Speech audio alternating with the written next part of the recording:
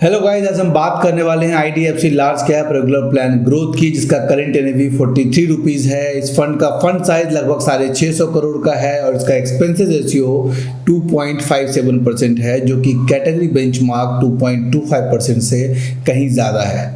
मेरे हिसाब से इसका एक्सपेंसेस रेशियो 2 या 2.1% से ज़्यादा नहीं होना चाहिए था और इसका इम्पैक्ट इसके एनएवी पर दिख रहा है।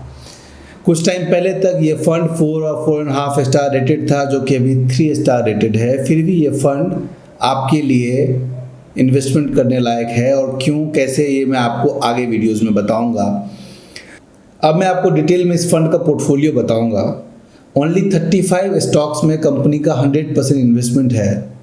अगर हम इसे डिटेल में बताएं तो ओनली 5 स्टॉक्स में कंपनी का 40% प्लस में इन्वेस्टमेंट है। इसे मैं अगर और डिटेल में बताऊं तो ओनली 10 स्टॉक्स में कंपनी का 60% प्लस में इन्वेस्टमेंट है। और अगर मैं इसे सेक्टर वाइज बताएं तो आईटी और बैंकिंग में कंपनी का 60% प्लस में इन्वेस्टमेंट है। मैं अभी आपको डिटेल में उस 10 स्टॉक के बारे में बताने वाला हूं जिसमें कंपनी का मेजर इन्वेस्टमेंट है। जिसमें सबसे ऊपर है IDFC बैंक, जिसमें कंपनी का लगभग 9% का इन्वेस्टमेंट है।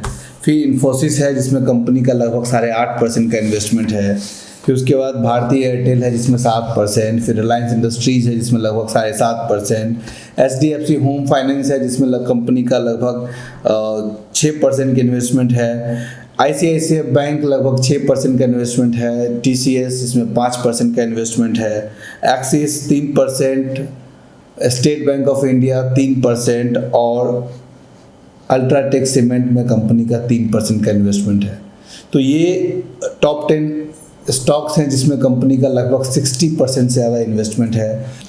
अब हम बात करेंगे इस फंड के परफॉर्मेंस की और रिटर्न की। तो अगर आज से 1 साल पहले इस फंड में आप 10,000 रुपये इन्वेस्ट किए होते तो आज उसकी वैल्यू 13,710 रुपीज़ होता।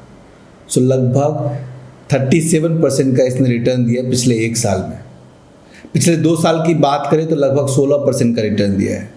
पिछले 3 साल की बात करें तो 12%, पिछले 5 साल की बात करें तो लगभग 14% और पिछले 10 साल की बात करें तो अप्रॉक्स एवरेज 10.5% का इसने रिटर्न दिया है। सेम अगर हम इसके SIP की बात करें तो पिछले 1 साल में इसने 54% का रिटर्न दिया है। पिछले 2 साल में इसने 24% का रिटर्न दिया है।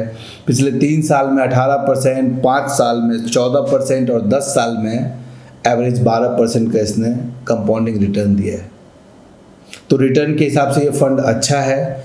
और सबसे अच्छी बात जो मैं अभी आपको बताने वाला हूँ कि इस फंड में आप मिनिमम SIP 100 रुपये से स्टार्ट कर सकते हो, जो कि बहुत सारे लार्ज कैप फंड में 100 रुपये की फैसिलिटी अवेलेबल नहीं है। कहीं 500 है, कहीं 1000 रुपये मिनिमम कैप है। यहाँ पे आप 100 रुपये से इसको स्टार्ट कर सकते हो और लमसम इन्वेस्टमेंट यहाँ जो दिया गया है वो है 5,000 रुपीज़।